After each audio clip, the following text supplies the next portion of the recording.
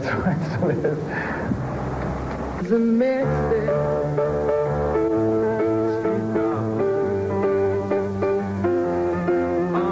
I once climbed up to the roof here, and on the floor during a typhoon with one of those big golf umbrellas, and managed to open it and land out in the garden without hurting myself too much. My brother down the bottom going, go, go, go.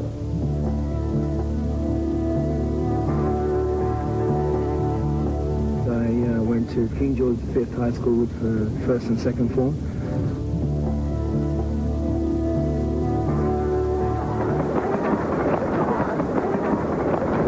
There I am, in Formula.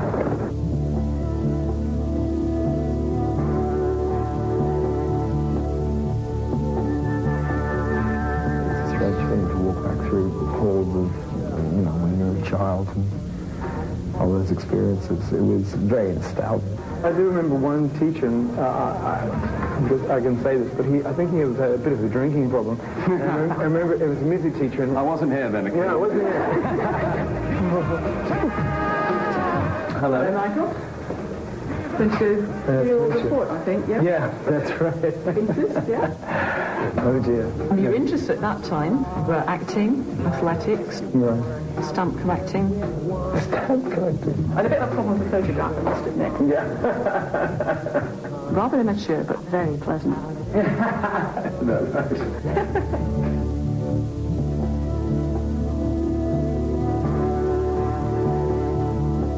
The first time I met Andrew, I was in a fight with this guy. As soon as I got to school, in 10 minutes, I got into a fight with this guy. And Andrew, smart enough to know another guy who was about 4 foot taller than me. He came over and stopped this fight. The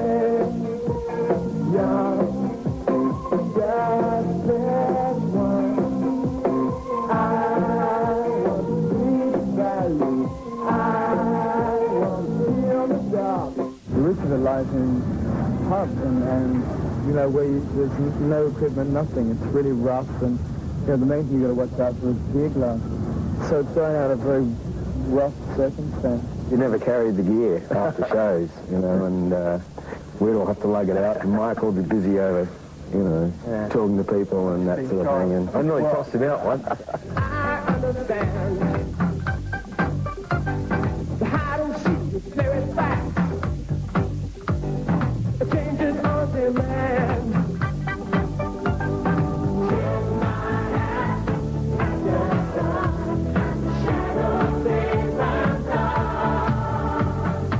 Been very much a live band. That's how, was our forte in Australia. That's how we really got our following.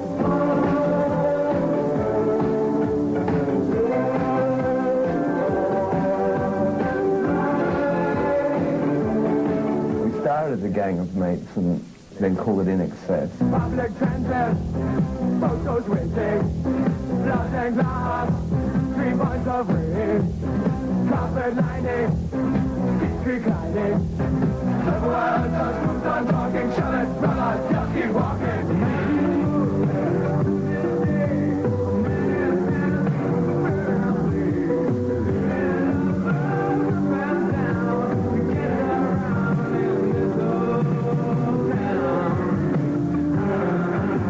You might know of the original sin. And you might know how to be with fire. But did you know of the murder committed in the name of love? Yeah, you saw what it is there. Dream on, white boy, dream on, black girl, wake up to a brand new day. Falling down the mountain, and looking up,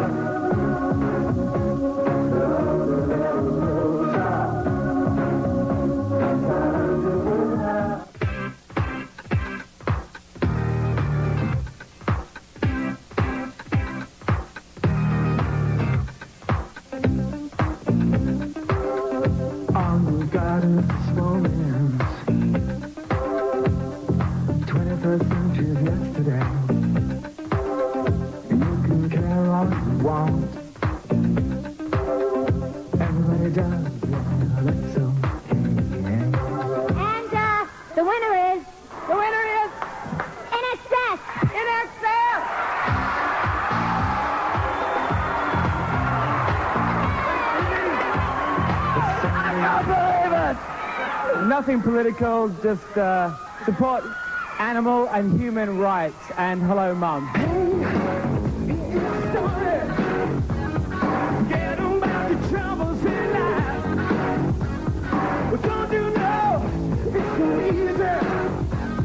Well, you gotta walk on the line.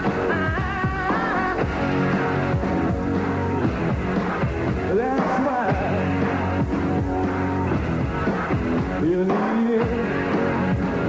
Ooh, that's why. So watch me, He needed some sort of, you know, like everybody does, some sort of sanctuary to go to. And I think the band were his sanctuary.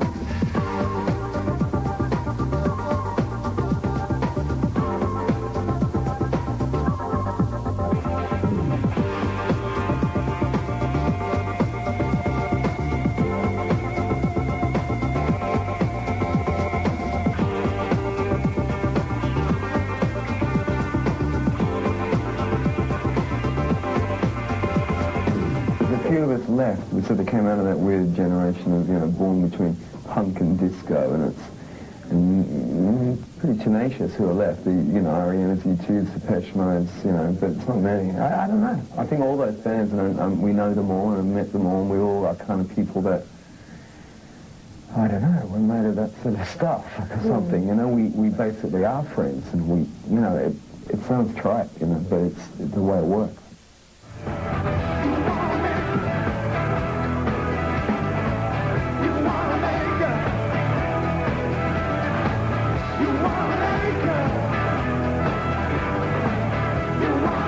Michael could sit on a stool all night and still be one of the most charismatic singers and performers I've ever seen.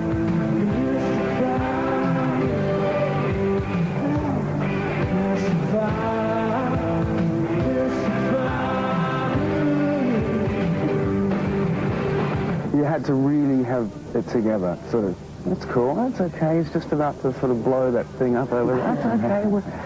He's running under the stage now, and, you know, we lose him for 3 songs, and he's underneath some enormous structure while there's 35,000 people going, where is he?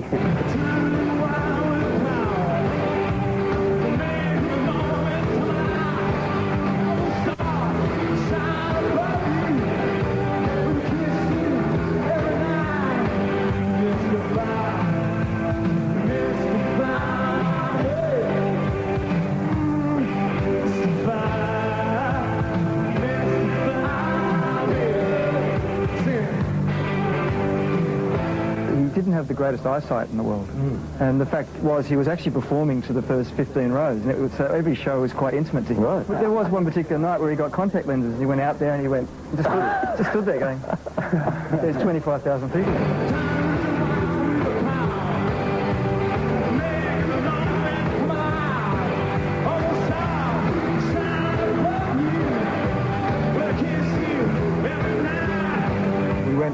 To the Us Festival and played to, I think, one of the largest crowds ever in history at that time, which was about nearly 200,000 people on one day, and the crowd just disappeared into smog.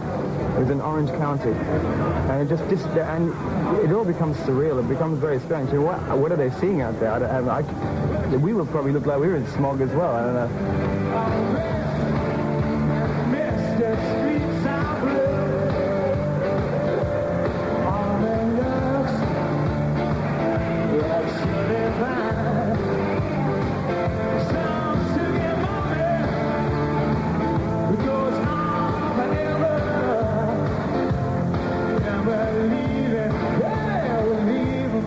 Was actually very shy,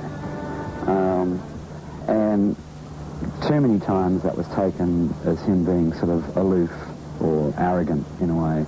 As a person, he was, you know, very genuine, very warm, extremely giving. But, you know, I think in a public sort of persona, he was a shy guy. Even though, you know, there's many nights I can think of that he certainly didn't appear shy. We did this show in somewhere on the eastern coast of USA, and he strolls down to this table in front of the audience, right? And he's standing on the table, right? And he looks up at the bar and he goes, "Martinis for everybody," right? And including this couple whose table he was standing on. It was their wedding night, right? And this is just what you wanted on your wedding night. Michael Hutchence standing on your table. He would flirt with everything and everybody. I need you tonight. I think you're definitely a creation of what a lot of people want to make you, and it's very hard to stop that, you know. And obviously they're not making something out of the thin air. If anything, if I am what they say I am, it's happened pretty naturally. I'm not the sort of person who choreographs too much in my life. Well, he liked the limelight. I mean, that's why he sort of initially chose to live in London. A lot of the time he thrived on it, but then it just, I guess, started to kind of backfire.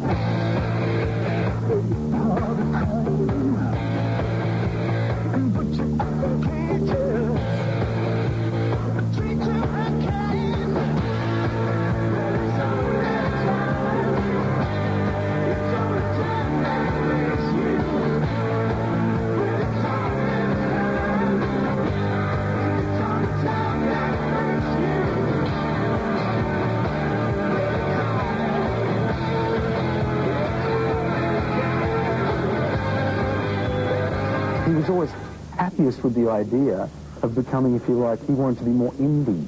Yeah. He always liked that idea of becoming a little bit more underground or a little bit more. He didn't just want to be the centre of attention. With the enormous success. And Kirk said he actually preferred being the underdog.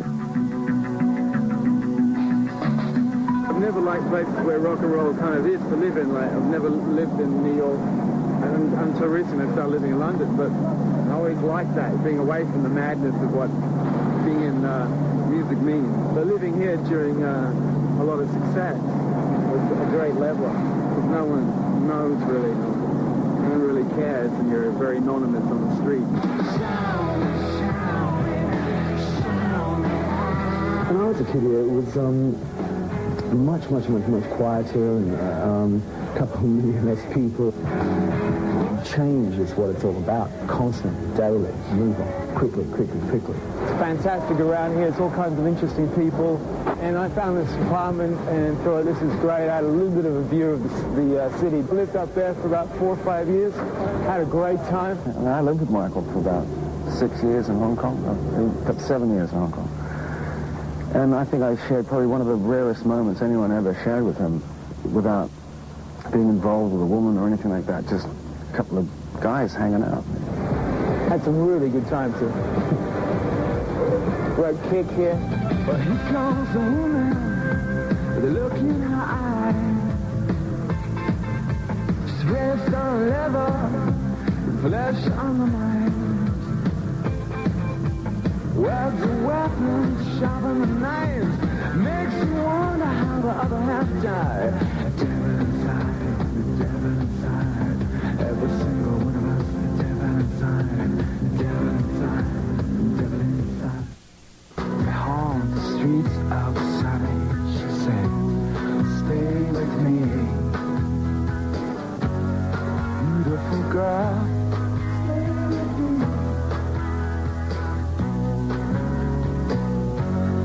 Beautiful girl.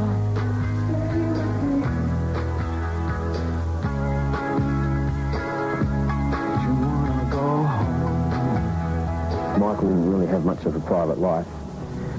He'd go out to a club or something, there'd be photographers or, you know.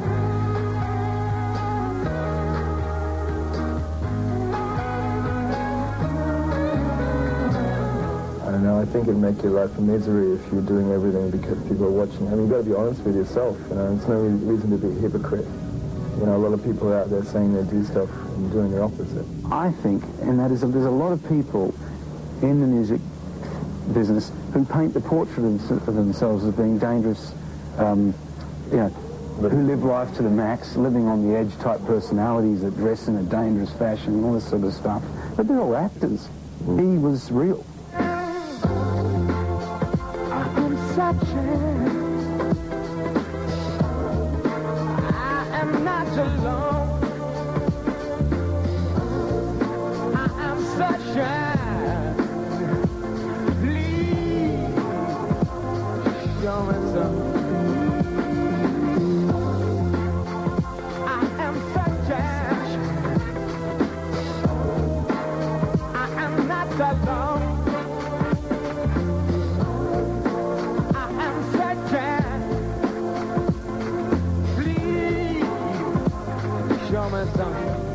doesn't matter how much you think you know someone.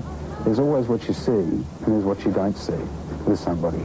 And there's things in there that I know there's little jigsaw pieces that I can never quite put into place. I am sunshine.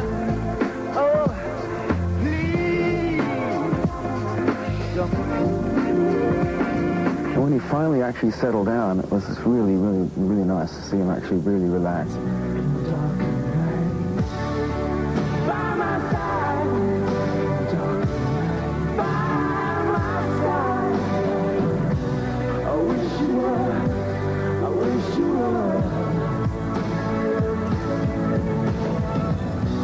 Here comes the clown.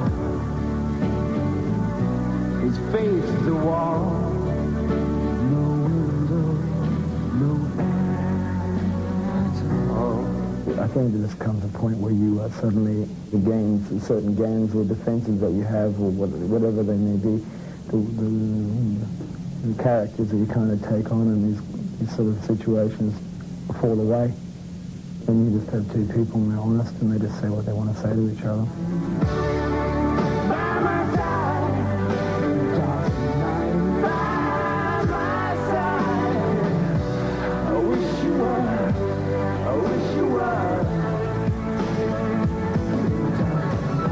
You have to comprehend the power of the differences in the sexes, and I used to think that there was no difference, and in my wise old age, I've really discovered that there is, in some ways, vast differences, and they take a while to understand. It's unfathomable. Kill the pain you feel. Kill the pain you feel.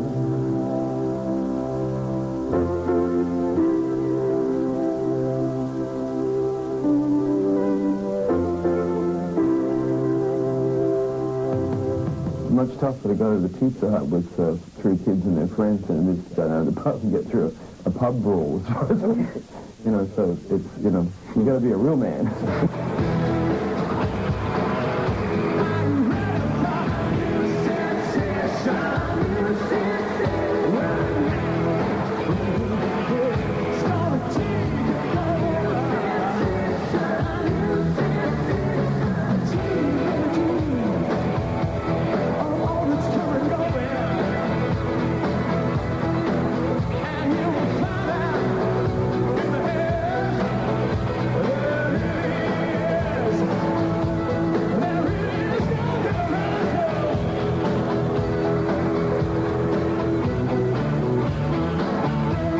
I think there was a certain element of Michael that felt that he would always get through it and come out on top in the end, and I think that there was just certain elements of his life that he couldn't get on top of, and that's what really bugged him. We all have our wilderness years, whether it's drugs, alcohol, lack of fame, whatever. The man understood emotional human depth and how to convey that and communicate it.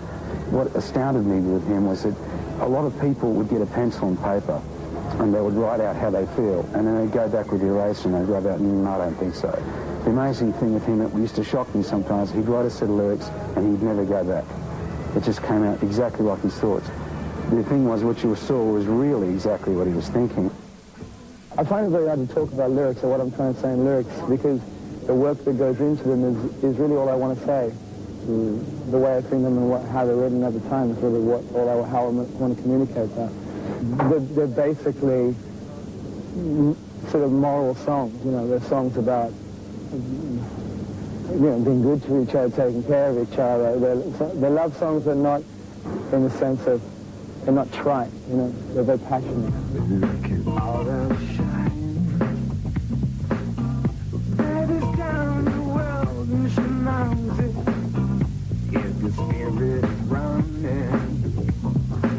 Why don't we make it right like we used to?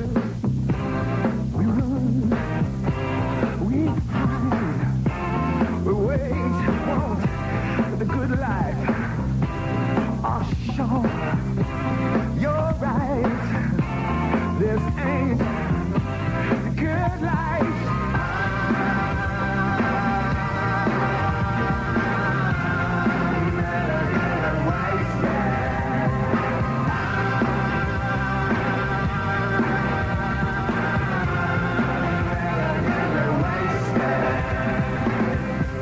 far as we're concerned, elegantly wasted. You know, as a release and what we still had planned to do with it, we'll still go ahead with. I mean, we had always planned to release the next single, which is Searching, which, funnily enough, is one of Michael's favourite songs on the album. I'm searching. I'm not alone. I'm sure more than ever he'd want that to be seen and to be heard by people. Yeah. Please show me some. I've been lost direction. Wash thy hands of blood. I'm in need of sensation. Is there more to this love? He was really enjoying performing again. He'd gotten through the, you know, how big a superstar or how big a pop star and all the negative press, etc. And he, like the rest of us, was really enjoying being what he is. Watching what we lived in. She was not alone. Oh, yeah. If you could face the pain, I could do the same.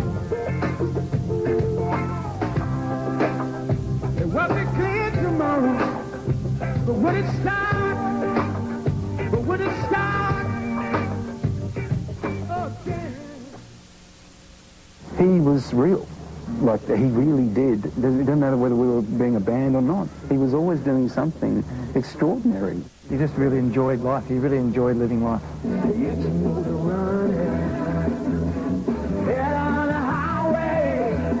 MTV, a sua casa. Assista agora. Luz, câmera, clipe.